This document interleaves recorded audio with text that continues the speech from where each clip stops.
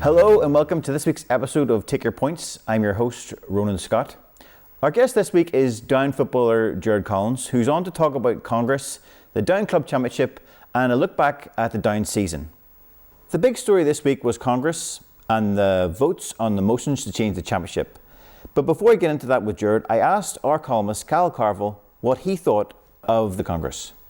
There's massive issues around transparency before we even get into the minutiae of the proposal, and I think fundamentally one of the reasons why it did fail was that lack of transparency and lack of people, boots on the ground, members understanding these fundamental changes to how their inter-county season is going to be run and how they participate in terms of the inter-county season. And I think I think we're all agreed that change is required, but how we actually go about that, and that there's a consultation period that isn't just a couple of months where you're making significant fundamental changes, and it shouldn't be a case of that the powers that be at Congress trying to tell the members, the lifeblood of the association, repeat ad nauseum how things are going to be, and they're just going to have to like it or lump it. I think it was also interesting the fact that they came out and said there was no financial benefit really to the GAA from the Proposal B, which they had been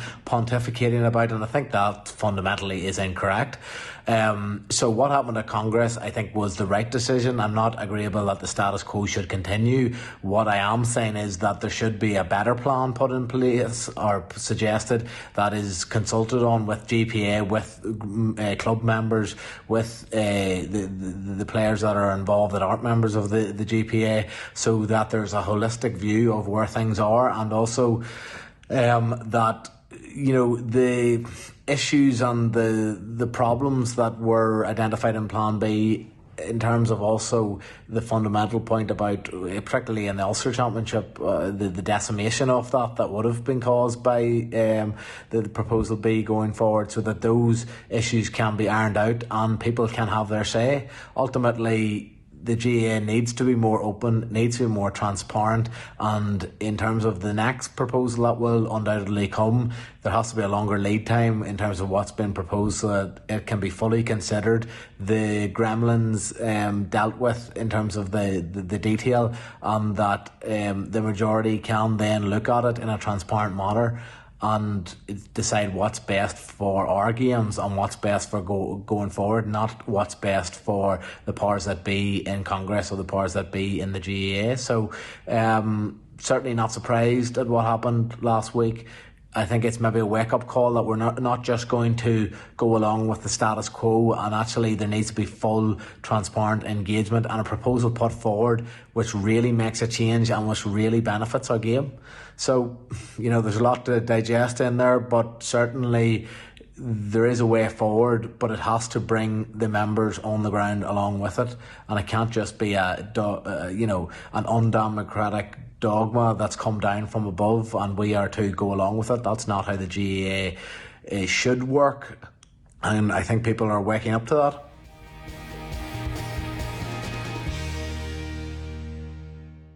So welcome, Gerard.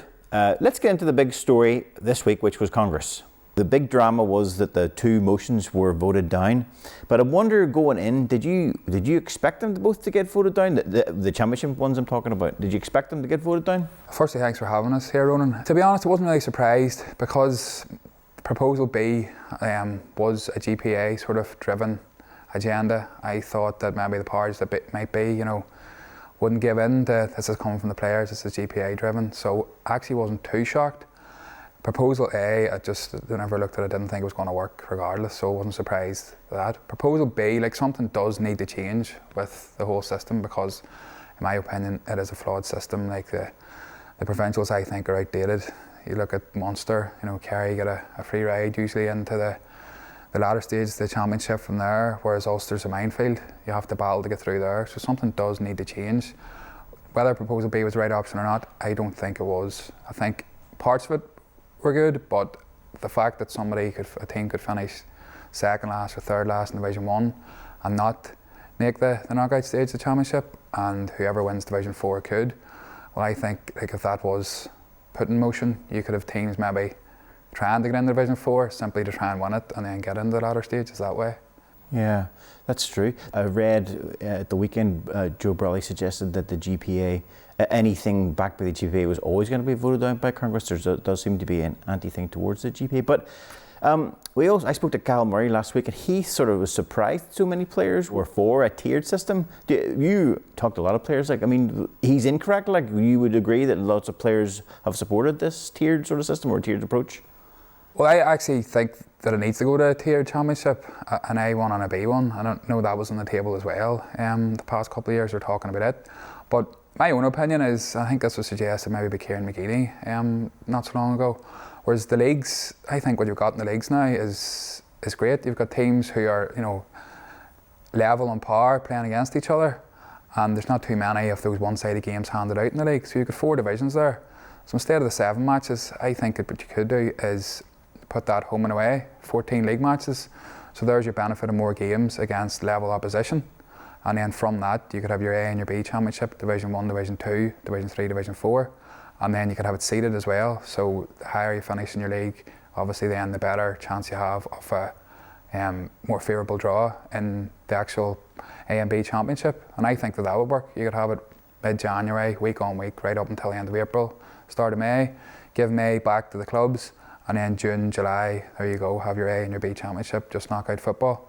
And that's the whole thing wrapped up by the end of July, and the clubs are back. They get the president down with all their players. Mm-hmm. You're not concerned about there being too much time given over the inter-county season and the clubs being the ones that maybe not get as much time? You think it would be a fair enough balance between the two? I do. Well, if you think it just the All-Ireland final used to be on the 3rd Sunday of September, if you're wrapping that up a couple of months earlier, by and large then you are going to have all the players back playing for their clubs earlier. I also then, if you have pure knockout championship and you are starting the championship football in June, well, there are going to be teams then, more players come back to the clubs just as a result of getting knocked out of championship football for the inter-county. So you will have your players back playing for their clubs at an earlier stage. Yeah. It's funny that, I could see on Twitter people saying that this county's going to go this way, this county's going that way. It was almost like an election, an American election where we were watching the tickers coming in, and like an American election with the states, going one way or the other, red or blue, or A or B. But one of the things that Carvill, who our columnist, Gaelic Life columnist, would often hit on is the transparency issue. Like, should we have more transparency in what the counties are going to say or vote come Congress? Mm-hmm. I completely agree. Even Oisín McConville, he was talking about it there yesterday. He was saying, like that sort of secrecy could mean like the county delegate might be saying one thing and then maybe get a phone call or a text on the way down to vote, and then their minds change, and sure, who knows then? Nobody knows. But even the fact that, the weight of the votes are given out in the amount of clubs in each county, like the clubs should ultimately have the say in this here. Now, I'm not too sure what happens in other counties, but I don't think in town anyway, the vote actually went to the clubs. What do you want? Where the club delegates could then throw in their weight and their argument. So the whole transparency definitely needs to be looked at. Like who knows who did vote? They might come out on Twitter, right, this is what we're voting for, but in reality, nobody really knows who voted for who. Yeah, what do you think about what happens next? Where do they go? Like there's talk about next February or tweaking the system, and it does feel like that so many people want change and they think that things should change, but what do you think the change will be, and when do you think it will happen? It's not going to go away, this topic of conversation. It's just not. Like, you've seen so many one-sided games in the championship over the last few years, and it's not going to go away, this conversation, until something just does change. As I said earlier, I think that the provincials, they are outdated, just for the difference of how hard it is in Ulster to get out of Ulster compared to Munster. Even like you asked Longford players or Offaly players in Leinster, playing Dublin every year, they're really up against it. So like it does have to change, and I think come February, another couple of months, is anything really going to change in Congress by then? Maybe not, but there needs to be, a committee or a task force set down to really look at this and take it seriously and take inputs from, get the GPA involved, and they really need to sit down and think this one out, because something does need to change.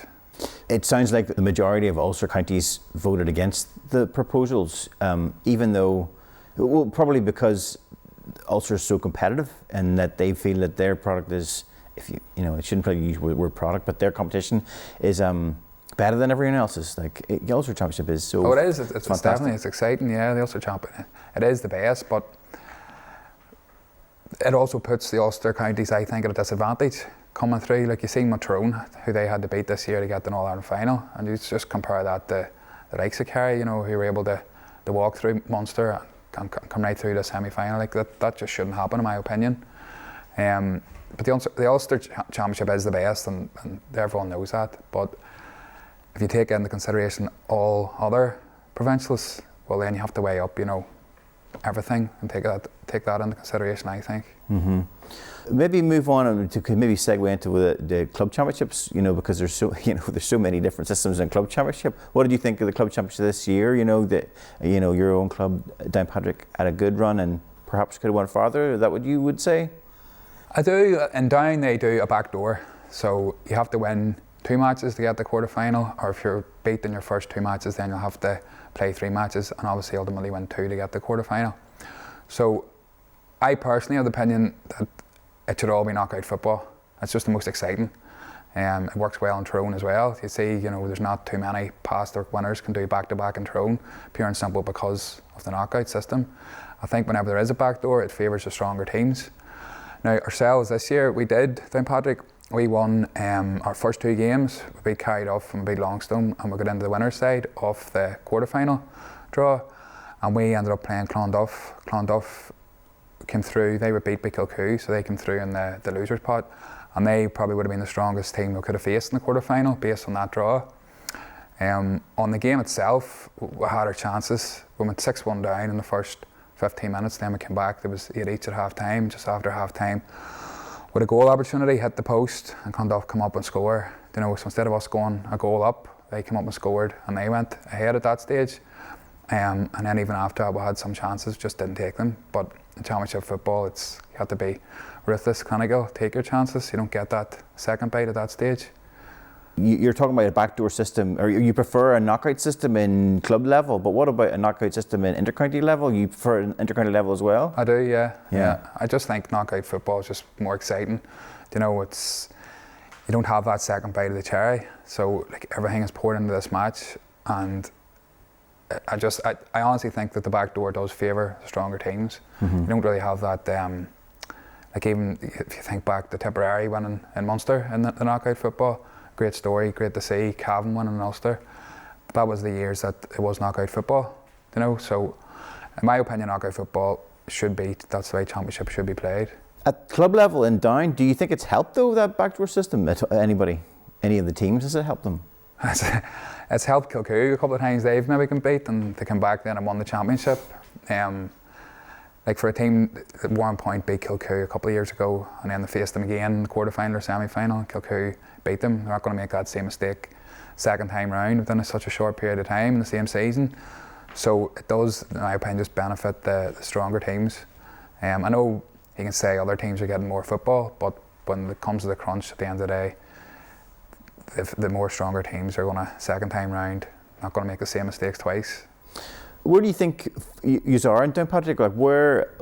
What sort of level is the club at, and how far are you on in your transition or your progress? Well, we were Division 2 this year, and I think that's maybe a factor that went against us whenever we came to our quarter-final against Clonduff. You know, we weren't playing the top teams in Down week in, week out, but we could maybe have had that start in Division 2 where we didn't play well, you know, for the first 15 minutes, and we wouldn't have been 6-1 down, whereas you play against the top teams in Down and you have a poor 15 minutes, you can find yourself 5-6 points down.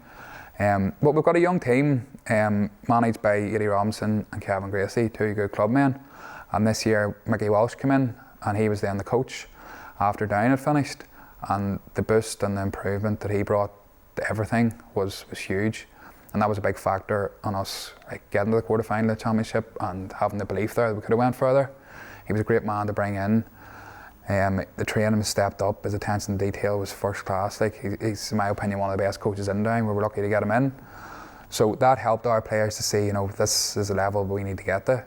So next year, we're in Division 1, we won Division 2, so we got promoted out of Division 2 and we're in Division 1. So it's just going to bring our game on, I think, even more, playing these teams week in, week out, especially for the younger players who are starting to come through. And we do have great talent there. Young Tom Smith, who played with Down under-20s this year and got an All-Star. he was there. He was a bit injured for us. Oran Cunningham, who's the Down Minor vice captain this year. So we do have talent coming through, but they need to be playing Division 1 football, and we need to be, reaching these latter stages of championship and competing with the likes of your Burns and Kilcoos and Clonduffs. You say Mickey Walsh is like the best coach. Why do you say that? What does he do that's different, or why is he the next level? Mickey Walsh is just attention to detail is second to none. Really is. Like the stuff that his knowledge of down football for one, and what he brings along with him is the whole S&C side of things. Mickey's just he's like an encyclopedia when it comes to that. For Down last year, he was our S&C coach, and you were going to gym sessions and it was all stuff we've never seen before. It was really innovative and really beneficial. Anytime you're doing something in the gym, he was telling you why you're doing it. This is going to improve, your shuffle this way, if you're breaking off at this speed, everything was explained to you. But then he's also got his drills. Whenever you came to training, the cones were all set out there. You had your 30-second water break between drills, explanation, this is why we're doing it, go. Everything was just down to a T, really, really good. And I think the players bought into that because every training session was different, it was enjoyable. And the numbers we got this year were very good in comparison to the other years. So what has to happen then for you to go to that next level and get up to where those, Well, better luck we'll get Mickey Walsh again next year. Hopefully he comes in, because I don't think that's signed or anything yet, what's happening next year with him. But I think just the players need to take the onus, this is the level you need to be. We need to do more maybe in our own time. So like those chances that were missed against Clonduff, if you're going out and practicing more, you'll not miss them the next time. And just really not so much a lifestyle change, but just this is the commitment and the dedication you need to get there if you want to realistically win a Down championship. God, you hear that so much. I hear it often from club managers who would just say that players just need to change their attitude. They have to accept that this is, they have to. It's part of their life, and they have to buy into it. It's hard for somebody who doesn't play club football to that level, but it does feel like if you've got the guys who do commit, then you will get your rewards. Where do you think Down football is at the moment? Like club football, how competitive is it? How far ahead are Kilcoo, or are they ahead that far at all?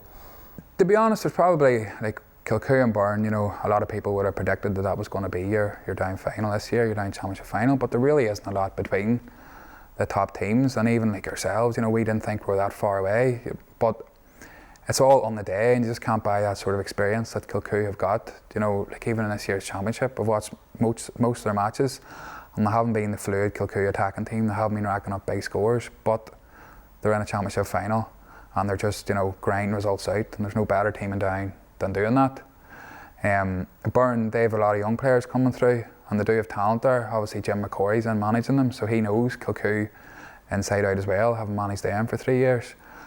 So I think between the top teams, obviously Kilcoo and Mourne are in the Down championship final, and rightly so, because on paper they probably are the two best teams in Down, but there's a chasing pack there where it really isn't that far away. Even Luca carried off, took Kilcoo to extra time in the quarter-final, and we beat carried off in the first round of the championship by 4 or 5 points. So there is just a kick of the ball sometimes between the teams, but it comes down probably to that know-how, championship cuteness and experience really. Yeah, Fionnuala Carr in our paper in Gaelic Life suggested recently that she felt that maybe the traditional teams or the traditional town teams in Down are sort of slipping away.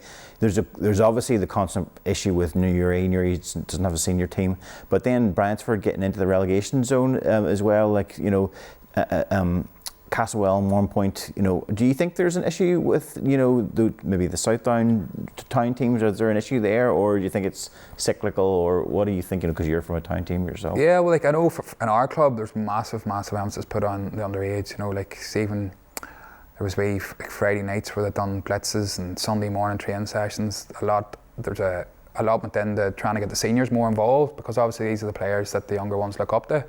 So I know this year, there was a complete maybe 10 or 12 senior players every week involved in coaching the underage.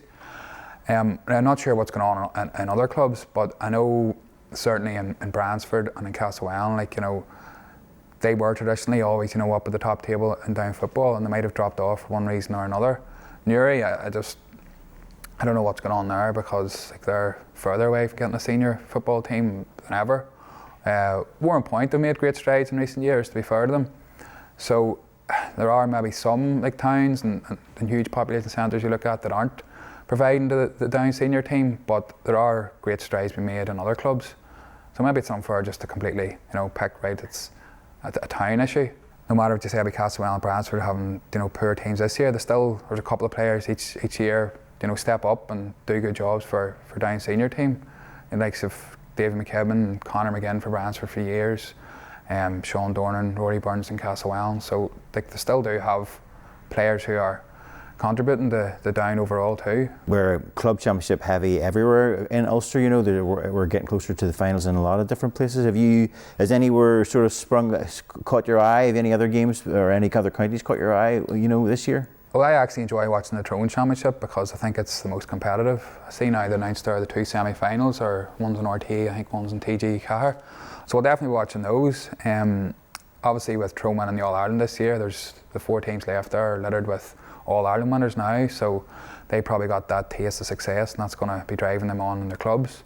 If you look at Trillick and the 2 Donnellys playing for them and the 2 Brennans, that's quality there that they have. Then you've got Ariel Kieran, the Canavans coming through, and Peter Hart. So that's an interesting championship. It's hard to pick a winner from Tyrone. It seems to always be the case there. Actually watched yesterday the Donegal, Niamh Conall and Kilcar match. It wasn't the most fascinating match to watch until about the last 5 minutes, and then it sort of kicked into life. And then obviously Derry, you've still got the heavyweights, Slaughtneil are still there, and Cross McLean and Armagh. I know the winners of Down play away to the Cavan champions, so it's between Ramore United and Guyna. I know Guyna, they're littered as well with inter-county players. Conor Madden be a handful for any full-back. He plays full forward, and I seen he scored a couple of goals yesterday. So no, it'll be an interesting championship. It always is, the Ulster Club Championship, and it's played in winter as well, so anything can happen. Obviously Kilcoo will be looking to retain their trophy, and they're not going to give that up easy, but they have to get past Mourne in the Down final first, if they are to get past them, that is. What way do you see that going? I would have said Mourne up until yesterday, and then Liam Kerr took a bad hit and he had to come off before half time, so I don't know, he might be a doubt for the final. And he was probably the player of the championship in Down this year, so he's a massive loss if he's not playing for Mourne, so that might even things out for Kilcoo. And the 2 teams, there'll not be no love lost there in that final, so it's a hard one to pick. I don't think it'll be a high scoring spectacle and one for the neutral, but Kilcoo might just grind it out in the end. I think a lot will depend on Liam Kerr's fitness. He is that good a player. Interesting you mentioned Errigal Kieran and Tyrone, because it does seem like they could be coming back in Errigal, or one of the Tyrone teams that can have won Ulster. Tyrone have always had trouble. Tyrone teams have had trouble getting outside of Ulster, which Kilkee are able to do. But we mentioned, Kevin, we could move on to talk about just Down and the Down season. You've had time to reflect on the campaign. What have you thought of it? It's been an odd couple of years, but what did you think of this season with Down? The last season, it was a strange one. Even like your league, you were in Division 2, but you were broken into the northern half against the southern half, and obviously we drew Mayo as well in our first league game, which was an eye-opener for players. Like Mayo have been competing in All-Ireland finals the past couple of years, probably shouldn't even have been in Division 2. That was our first game in the league, and went down. It was in Mayo as well, in Castlebar, and the rain lashing down, and I got beat out the gate, to be honest. That day we beat by 14 or 15 points, so that was a tough start, and whenever you're playing such a short league campaign, it was tough to take. I remember coming back up on the bus. Our next game then was at home against Meath, which was they came down from Division 1, so we really did have a tough start, and we got beaten that too. So there was a lot of soul searching going on, because first 2 matches beat, we had then one.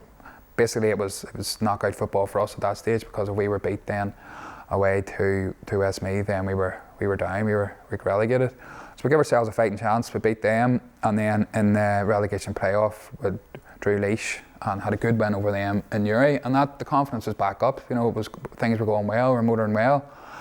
Obviously in the championship with Donegal at home in the preliminary, and we knew we had a massive task.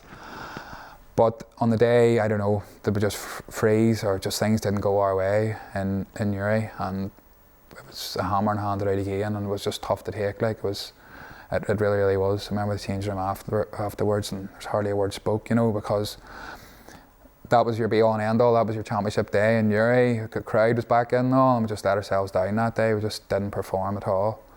But probably Barry O'Hagan, he scored 8 points. He had a blinder that day first, but the rest just didn't perform, and it just wasn't good enough on the day. And then obviously Donegal going on and getting beat by Tyrone. So it did, like, the short season didn't help because you need to be playing matches. And one thing about Down, you know, there seems to be a lot of turnover of players. So you're trying to get that sort of core batch of players to come through. Like, you know, if you look at that Tyrone team, you've boys who've been there playing for 8 years, 6, 7, 8 years, and Down, for whatever reason or another, you know, you take out Barry Hagan and Down and Kevin McKernan and Keelan Mooney, you know, there's a lot of inexperience in that team, and it seems to be a recurring theme. Like, I made my debut back in 2015, and the amount of players who passed through in that time, it is alarming. Like, for one reason or another, you can't get players to commit to Down for the long haul. Is that right? Yeah. So you had noticed that you were coming into the team then that would have been fairly settled then, or? It would have been, you know, you coming in and you had like Peter Fitzpatrick, Conor Laverty, Peter Turley, Mark Poland, Conor Garvey. You had boys who'd been there, you know, played in the All Ireland final in 2010. So they did, like, that was 5 years later, and they were still there. And that team was playing. We played in Division 1 back in 2016, but a lot of that team had actually played in Division 1 for a good few years before that. But now it just seems to be, I don't know, there's just players seem to come and go in Down for one reason or another. You know, you don't have that sort of core batch of players that need a couple of years get experience playing, and then, you know, they're coming through and the younger players are looking up to them. You know, it just seems to be maybe you've only got a handful of players that have been there and stuck it out for a number of years. And it's not sort of like that you are playing at the low level. You just haven't been down in Division 4, or, you know, where it wouldn't be exciting to play. You haven't been playing at levels where good teams, you know, there is a draw to play for Down if you want to play the best. Yeah, but there's some players that just don't put their hand up to play county football for Down for one reason or another, and it's, you know, I don't know, if you look at other counties, it doesn't maybe happen in Tyrone. You know, this is it, you know, to play county football for Tyrone is their passion and their drive, and they would give the right arm for it. But I don't know, for some reason, strange, because the tradition Down has, that, you know, I don't know why you wouldn't want to put your hand up and play for Down and give your all. And how concerned are you that there's no manager in place, you know, after Paddy left? Yeah, it's late in the day, you know. Like, I've played under now Jim McCory, Eamon Burns, Paddy Tally, like, and, you know, you look at Armagh, they were Kieran McGeeney for a number of years, hasn't brought them, you know, the success that they probably desire, but you can see that the improvement with that sort of fluidity there. So it might have been, you know, we probably would have liked to see Paddy get another year, because now you're starting back to scratch where a new manager's going to come in and, you know, might have trial games, wants to pick the team, he's going to have to get to know his players, and then next thing you know, it's right, the league's starting here, you know, so he's experimenting maybe. So it is alarming that we haven't got a manager in place, but you would hope that they're maybe debating, or they're holding out for the right man. They're not rushing in to make, you know, a panic appointment. So yeah, we're still in the lurch of who it might be at this stage. Yeah, you like Paddy Tally? You thought his management was good. He was on the show there recently, a couple of shows ago, and he was telling us about, you know, his you know, what he thought of the Tyrone teams, and now he's with Kerry. So you liked Paddy's? I did, yeah. Paddy had a great way with the players, you know, like, he's very easily approachable. He could have talked to Paddy about anything, not just about football. It could have been anything that's happening in the news, you know. But from that point of view, he was very approachable, I thought. In terms of his managerial style, he was very hands-on, you know. He was involved a lot in the coaching, and he seemed to enjoy that as well. But no, Paddy definitely improved a lot of players in Down, and he gave players chances. That's one thing about Paddy. He definitely wasn't shy from giving boys an opportunity to prove themselves at inter-county football. Mm-hmm. Mm-hmm. Okay, so for now, just going to enjoy the winter then, and just prepare for next season, and just wait to see who's coming in? Yeah, pretty much. It's strange now, once you're going from inter-county to club football, and you're 3-4 nights, you know, meeting up with lads, having the crack. As soon as you finish work, you're thinking, right, training the night, you're preparing your meals, or you're working around. It's strange now having all that free time, to be honest. But I did have a wee girl over lockdown now, so maybe spend a bit more time with her as well. Gives you a bit of time to chase kids around instead of chasing men around the field. Definitely. Gerard, I really appreciate you coming in. Thank you for your time. No bother at all. Thank you.